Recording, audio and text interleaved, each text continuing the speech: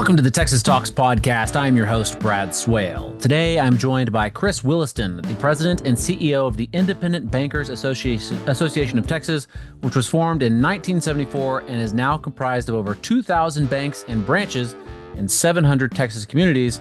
Mr. Williston, how are you? I'm doing great. Thanks for having me. Oh, it's a pleasure to speak with you.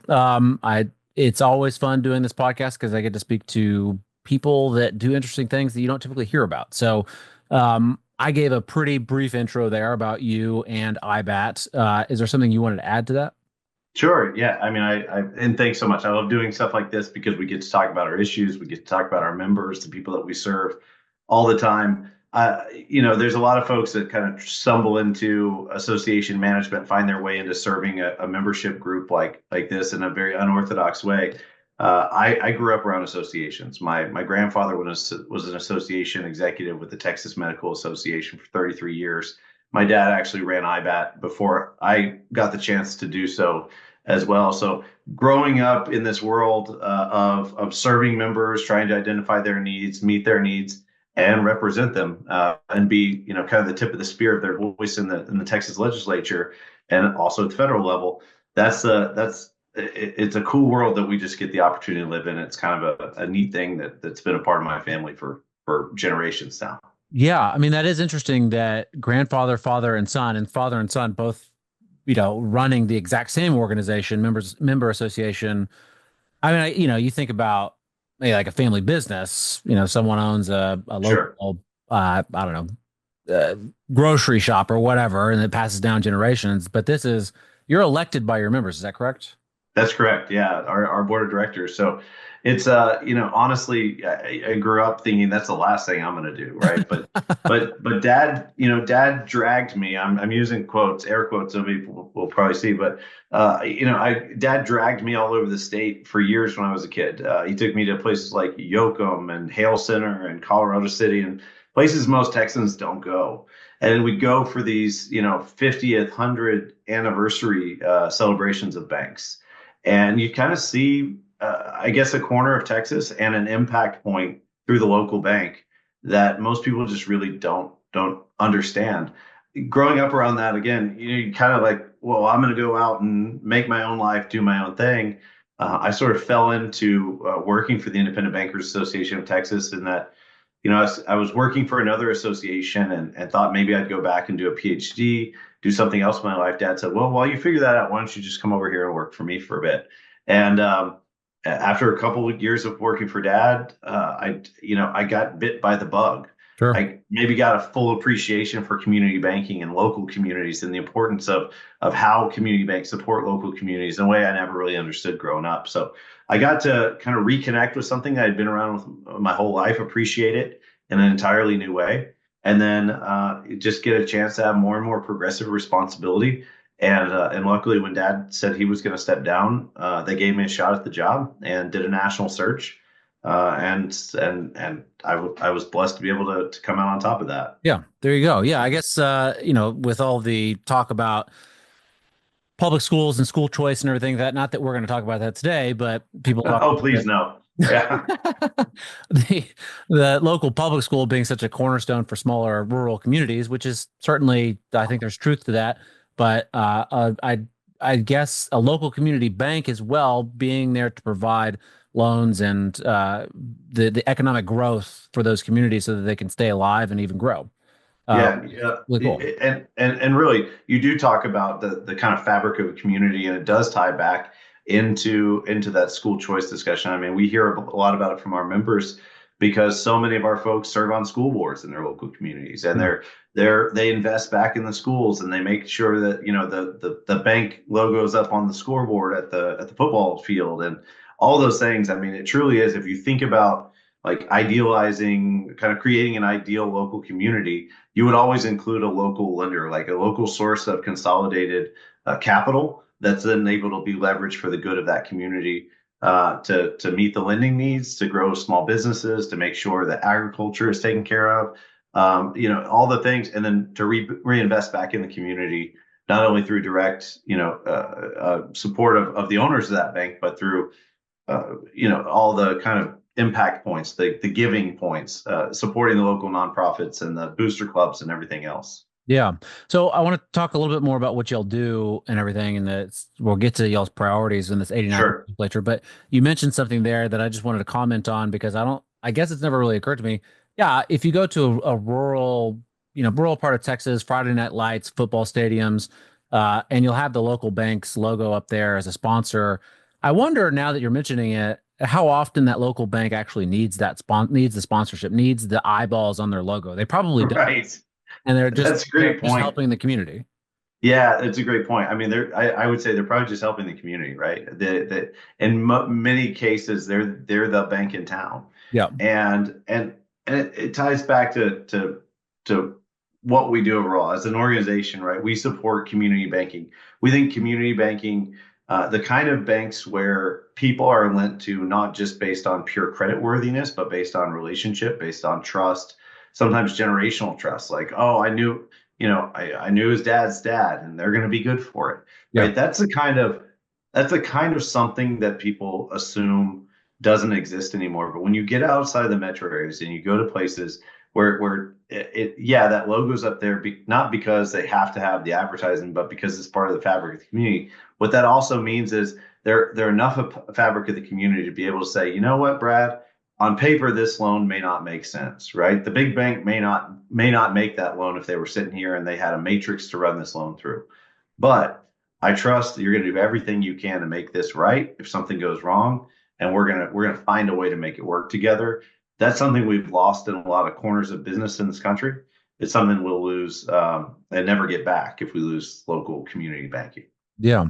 I for sure. I hear stories that my father was a local businessman, and like hearing the stories of how he got started in the banks and all that stuff. I just don't it just doesn't exist here in Austin. And as far as I know, I'm sure maybe there's a place, I'm sure. But We've got some great members here in Austin I can introduce you to, I'm sure Brad. I'll have to ask you that. I'll ask you that after we record. So, Yeah.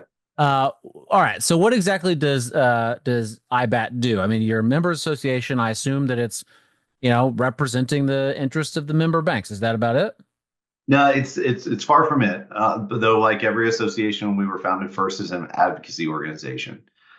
It's they're that's our job first, right? To make sure that the legislative atmosphere, both in Austin and Washington D.C., is such that our members can do well, yes, but ultimately be able to meet the needs of their customers, right?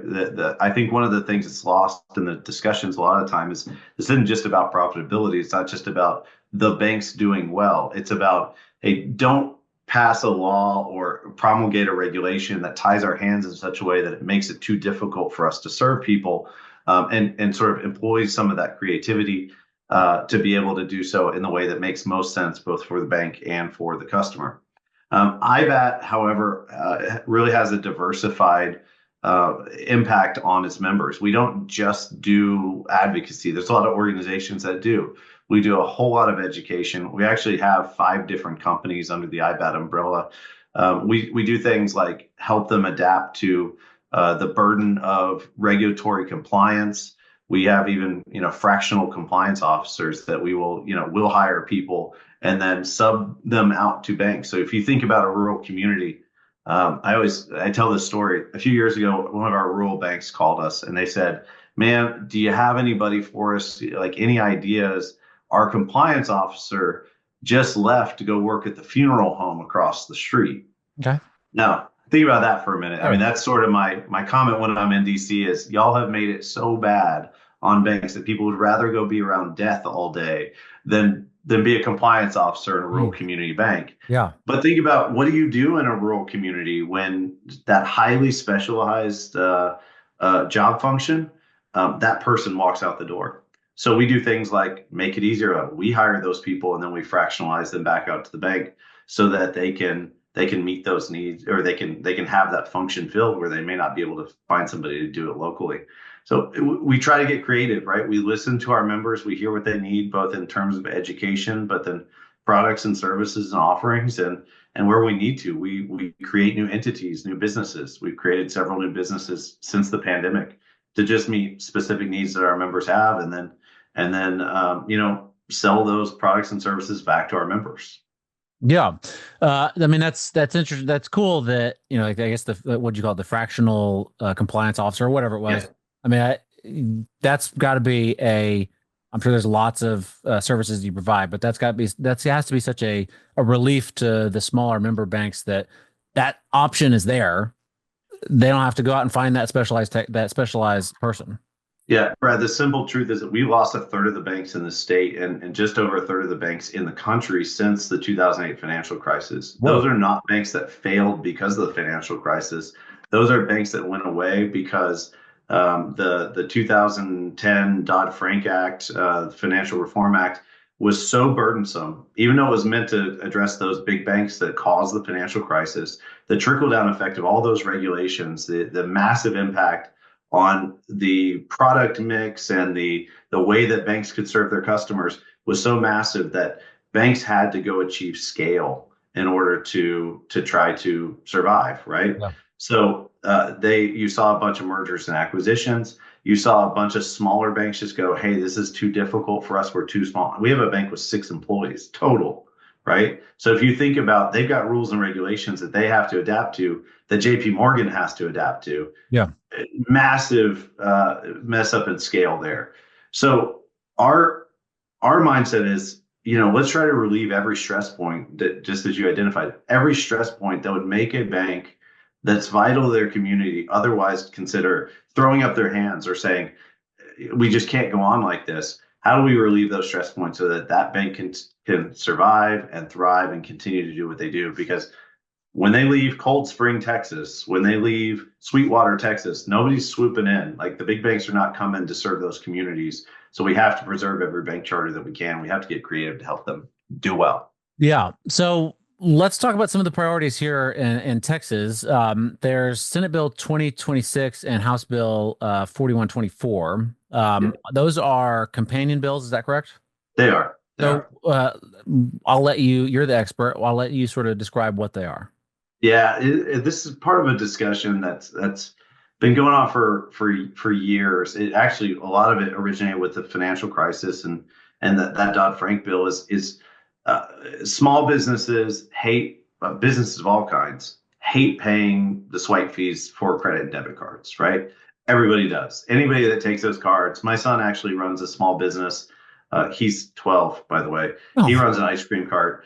And I will tell you, when we were putting together his small business, like, we had to factor in what products are you going to offer and what are you going to charge for this, knowing that the majority of moms at the park buying ice cream, they're going to use a credit or debit card or Apple Pay or whatever, and that there were going to be the fees associated with it, right? so I He guess didn't love learning that, but it's part of life, right? yeah, for sure. So what is Go ahead. yeah, well, the swipe? I'm familiar with it. Perhaps Yes. there's someone out there that's not familiar with it, but every time you swipe your card at your son's ice cream shop or Yep. Starbucks or Target or whatever, there's if the total is $5, I don't know, 3% or whatever Yeah, 3% is a great number to point to, right? goes to Visa, MasterCard, or whoever. And part of it to the issuing bank, right? So there's a whole stream of people, right, that have set up this global system to make sure that that card works wherever you are, whether Yep. it's there in the park. And there's all kinds of little parties that take a little piece along the path. And yeah, let's say it's 3%. I think the effective interchange or swipe fee rate for most is lower than that. But 3% is a good number because I think most people can look at if you go sign up for a new merchant account at like Stripe or something like that, you're going to see something comparable to about 3%. Yeah. So yeah, it's kind of like, how do we've all adapted to the convenience of cards. We've adapted to, and how this works effectively, right? So you're facilitating the system, you're facilitating the convenience.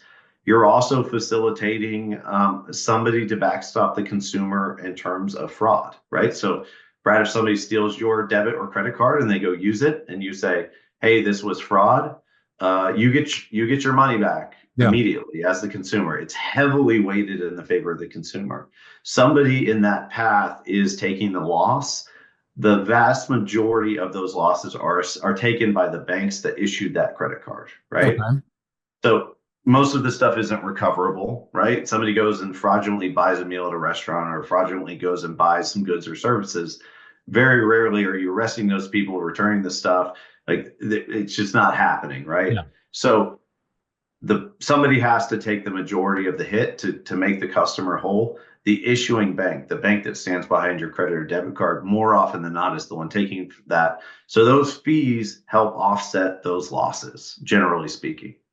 The problem is nobody likes paying them.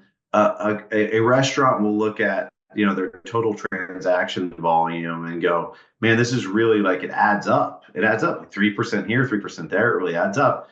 And so with these bills that you mentioned, 2026 in the Senate and 4129 in the House, they exempt the portion. They would exempt the portion of taxes and tips on that swipe from the payment of interchange. Okay. Okay. Sounds super reasonable. Sounds super like, well, that can't be that big a deal. It is a highly, highly complicated technical challenge because of all those parts and pieces and players in this system of payments to be able to do that and pull that through. It would cost hundreds and hundreds of millions of dollars to implement that.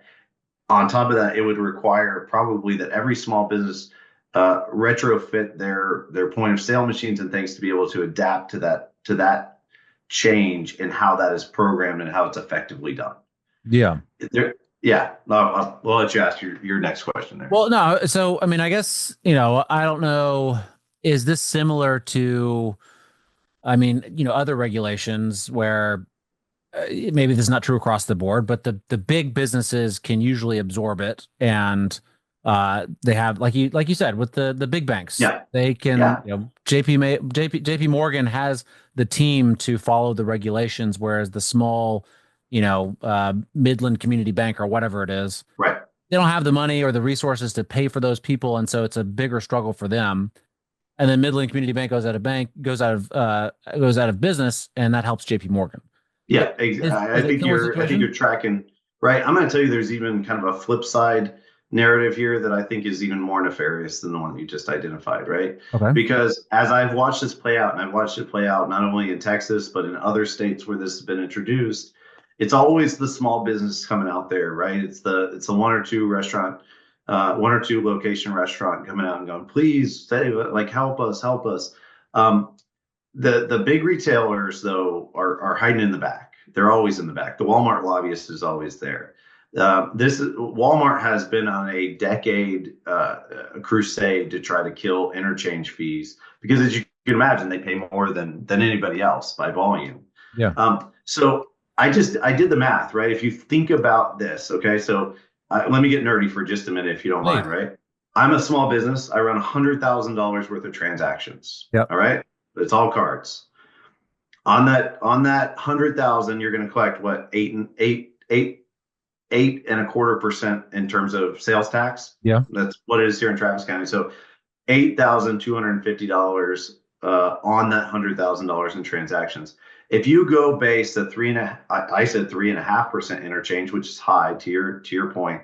If you go charge 3.5% on that $8,000, that business is paying $288.75 in interchange to process $100,000 in transactions. If you just look at the sales tax portion, right? So $288.75 is, I don't want to say it's not a lot of money, but it's not like heart-stopping money per $100,000 in transactions. So under this bill, under 2026 and 4129, like that's what they'd save per $100,000. Okay. So if I'm a small business, that's not like change your life, keep you in business, or put you out of business money. I would argue that the only people that really benefit from this legislation is the largest retailers that are doing millions and millions and millions of dollars worth of transactions. Let me put it another way. This legislation only matters at scale. Okay. And the rolling out of small businesses to sell it in the legislature is disingenuous at best. So the $280 or whatever they save per $100,000. Yeah, that's not. Maybe you have a small business that does $1 million. It matters. It matters, sure. Yeah. But $1 million, that's only a couple grand. Right. And for the local Walmart that might do, I don't know how many tens of millions of dollars, No idea. Yeah. They save thousands and It's thousands, real. It's hundreds. real money then, Yeah. right? It's real money at times millions. So what is the but it is saving small businesses some money, right? It's Sure. not a lot. So what Sure. are the challenges that smaller businesses face when uh if should this pass? I think the bigger issue really is just how you facilitate this. Okay. Is it going to require that they buy all new point of sale machines? Is it going to require? Those are some of the technical issues that have been identified. We've even had a reality of, let's say it passes and tomorrow it goes into effect, or September it goes into effect. Um, okay, so suddenly the systems are not equipped to be able to carve out taxes and tips for the calculation of interchange. So what happens now, Brad, if you go in and you say, all right, hey, I'm going to charge you for your meal, but we're going to have to do a second transaction for the tips and the taxes. Okay. Okay, maybe that would work. Maybe it won't. We're not positive, because again, there still have to be some way behind the scenes that secondary transaction is identified as the taxes and tips, and that you're not charged interchange on it. What's more likely to happen is that you would go into a business and they would say, "Cool, we can run your card for the primary transaction, but we're going to need cash for the taxes and tips portion, because we don't have a way technically to segment out that transaction to keep it from applying or charging interchange." Yeah. Does that make sense? And Yeah. so I think it could be very cumbersome. And let's just assume it takes a year, 18 months, 2 years for the other, everybody in the value chain to be able to reprogram their systems to be able to do this. In the meantime, you've got, I think, a pretty disastrous, kind of chaotic reality for most small businesses. Yeah, I don't know. I mean, I like to consider myself a good tipper, 20%, Sure. maybe a little bit more, whatever, round up. It's not no sweat off my back, a extra buck here or there. Um, what if I mean if someone said, "Hey, I can run the primary charge on your card, but when the tip and sales tax come into play, you got to give me cash." I would say, "I'm sorry, I don't have cash." I don't have I'd love cash, to help right? How many you. times I pulled into the valet and gone, "Oh man, I'm so sorry. I thought I had $5 in my wallet and I Sure. don't," Yeah. right? And I do think that. So think about working Texans, right? Think about the down. Who does this ultimately affect? I would argue that you're going to take dollars out of every waitress's pocket, out of every hardworking Texan, so that Walmart can save money. Yeah. And I just, I at the end of the day, I'm not for that.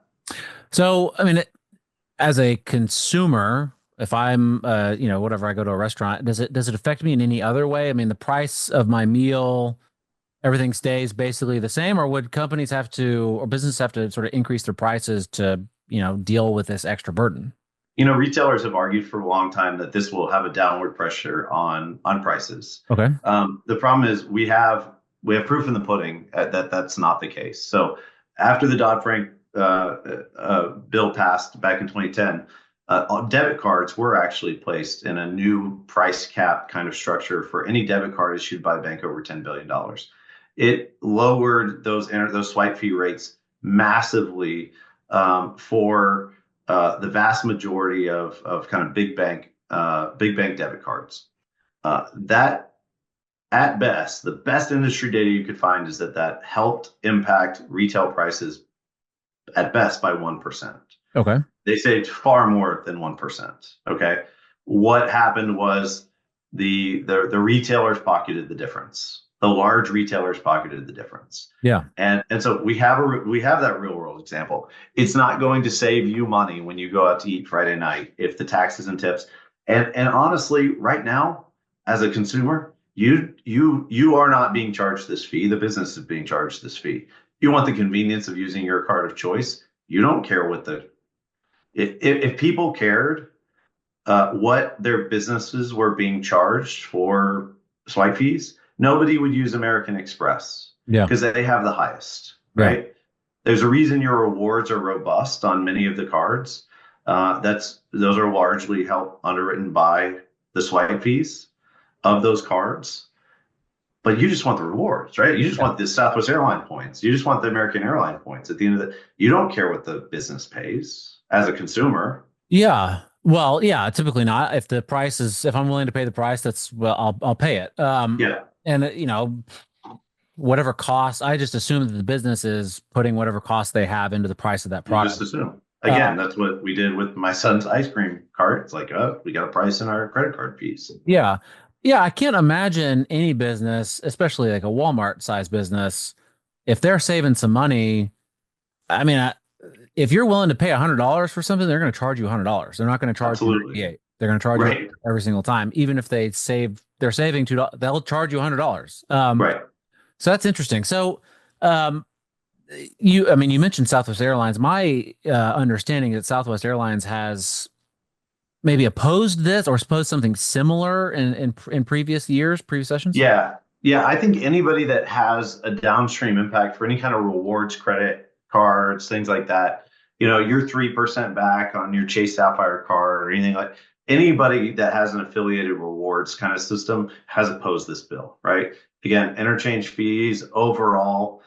If you have rewards points and please keep in mind, like my banks aren't the ones who have those credit cards. Yeah. I have all small community banks throughout the state of Texas that don't even offer credit cards. But there is effect on everybody because it applies to debit and credit cards alike. But yeah, your airlines, any of those large uh, rewards driven programs, those folks who have any skin in the game or those, including American Airlines, Southwest Airlines, they oppose this legislation because it would ultimately just radically change the system enough to kind of gut the value proposition of programs like that. Yeah. So have other states implemented anything like this or have Yeah, so it's a great question. The state of Illinois did in its last legislative session, and interestingly enough, they were sued by industry groups. A federal judge actually has a federal injunction in place right now to implement that legislation. In that it says, look, the National Bank Act, a federal law, uh, allow or prevents states from being able to implement a law that would keep a bank from being able to charge for the provision of a banking service. So there's a federal judge that has said that the Illinois legislation that does the same thing that 4129 and 2026 are doing actually infringes on the ability of a bank to charge for banking services. So then they say, okay, federal preemption. This is stopped. There is an injunction in place right now. We're waiting for additional legal proceedings. The net effect of that, Brad, is that if this were to be passed in Texas and ultimately preemption holds for national banks, you still have about 230 banks that are chartered by the state of Texas that are not chartered by the federal government. Yeah. Right? They're chartered by the Texas Department of Banking. So you could have a reality where actually every major credit card issuer and the hundred and some odd smaller banks in the country or smaller banks in the state that are chartered as a national bank are exempt from this, Yeah. and that it only applies to the debit card transactions of our smallest state chartered banks. I think putting our small local community banks who are paying for Yeah. that logo on the scoreboard, I think putting them at a further disadvantage to the largest mega banks in the country, probably not something we want to aim for, right? Yeah, I would imagine not. And that seems It's not great public policy to undermine our state's businesses. no, I would imagine not. And I think that even yeah, I mean, you want to keep those banks alive because they do know the community and they do keep them alive. You don't want to put pressure on them to go under. Is a I better. tell I tell I tell people all the time, like, please understand the last 15 years, like we've had almost a death by 1,000 cuts. We've lost a third of the banks in the state over the last 15 years. Please don't be the 1,001st cut, right? Don't be one more thing that undermines the business of community banking. I don't think anybody in the Texas legislature wants to do that. Go look at good intentions here. Good intentions are, our lawmakers have bought the narrative. This is going to help small business. Yeah. I understand the intention. I'm telling you that this is a Walmart initiative. Okay. Like this is a Walmart initiative. Yeah. It is like clear as day to those of us that live in this world. Yeah. So is there any, I wanted to ask you about one more thing before we sort of sign off. I want to be Sure. respectful of your time as well, but is there anything else that you wanted to touch on with the SB 2026 and the House bill, before we move? No? No, that's great. I think I've said my piece, probably to everybody's exhaustion. No, not at all. It's one of those things that I think is, people don't, it affects people every single day. I mean, maybe not like directly the consumer, like I'm swiping and I don't think about it, but there's action there that people don't realize. So I think it is interesting to sort of hear about the background and sort of what's happening and how that could change their favorite businesses, especially here in Austin. And I'm sure Houston and Dallas and San Antonio, the other big cities have, especially smaller communities, they have that sort of local business culture that I don't see not living there. But those local businesses that they love, that support them, that they want to support, if this could hurt them, I think it's great that, you're out here speaking about it. So I want to ask about alternative payment methods and, looking through y'all's priorities and sort of, reading before we spoke. There was a push. I don't know if it's happening this session, but it definitely happened last session about a gold currency. There's a lot about Bitcoin now in this Sure. session, or some sort of crypto reserve for the state of Yep. Texas. What, I mean, y'all are banks, y'all deal with money. What do y'all think about that? Yeah, it's a great question. It's complicated. You got Congress right now actually tackling comprehensive stablecoin legislation that I think really, in some ways, legitimize the whole stablecoin industry and make it an alternative to the banking system. I think they're propping up an entirely new financial services system. So something that we're terribly concerned about, terribly interested in. And if you think about you use the phrase alternative payment system, and it's a great one, alternative payment methods. Um, yeah, the answer first to your question is yes. The gold currency proposal is back before the legislature this time. It's something that IBAT has been really, really concerned about and expressed opposition to. Very similarly, we're opposed to stablecoin legislation. If you think about this today, right? Dollars live out where? They live on the balance sheet of banks, right? Yep. If they're in the economy today, if they're not stuck on a Starbucks gift card or something right now, then they're probably on the balance sheet of a bank somewhere. I have a lot It, underneath my mattress right here. Absolutely right. Yeah. Okay. Well, that's true. There are some floating around out there, but the vast majority, right, are on the balance sheet of a bank somewhere. When you have a stable coin, or if you go to a Texas currency, right, an Alamo dollar or something like that, whatever the Yeah. heck we call this thing, um, those are things that would leave a bank's balance sheet and go to some other store of value, right? They go to an Alamo buck. We cannot, as banks, we cannot accept an Alamo buck as a deposit, right? Right. We can't, that's not eligible for FDIC insurance. It's not. So as I look at it, any store of value, any alternative mechanism is a dollar that comes off of probably a bank's balance sheet. We've had a lot. I mean, their deposits have been a hot commodity over the last couple of years, right? People have been chasing high interest rates and going out to their Schwab account or going in other places. It's deposits have been a really big deal. That every dollar of deposits that leave a local bank is $10 in lending capacity for that bank, Yeah. right? So we leverage those dollars to lend out at about a 10-to-1 basis. So I worry about, if a bunch of Texans take money out and go put it in stable coin, they go put it in an Alamo buck backed by gold currency, that now decreases our capacity to lend to Texas businesses for their growth and development, to create jobs at the local level, to build new buildings, to do good things for the communities. As a whole, I think we are so spoiled in Texas by our tremendously robust economy. We should not. It's easy to take for granted those kind of building blocks, the blocking and tackling type of entities that make that economic activity happen. Yeah. Those are by and large our smaller community banks. And so I don't want to do anything that weakens our community banks, not just for their own good, but for the good of the Texas economy as a whole. And when I see these alternative proposals, I have to raise the flag and just go, guys, I appreciate what you're trying to do. Again, good intentions, but you have to understand the trickle down effects of how it will ultimately, especially undermine our rural community economies. Yeah. Well, Chris Williston, the president and CEO of the Independent Bankers Association of Texas, I really appreciate you taking the time and sharing your thoughts and expertise on these issues. Is there anything else that you wanted to touch on before we sign off? I thank you for the time. I thank you for the chance. I could nerd out and talk about this stuff all day, but the Independent Bankers Association of Texas is proud to be able to do what we do. I know our members are as well. If you're listening to this and you don't bank with a community bank, you hit me up. You let me know, and I'll help you find one so you can do the most good for Texas. There you go. Is there any social media or website that you wanted to plug? Nah, that's okay. Well, we'll put the website down in the description below, one way or the other. Perfect.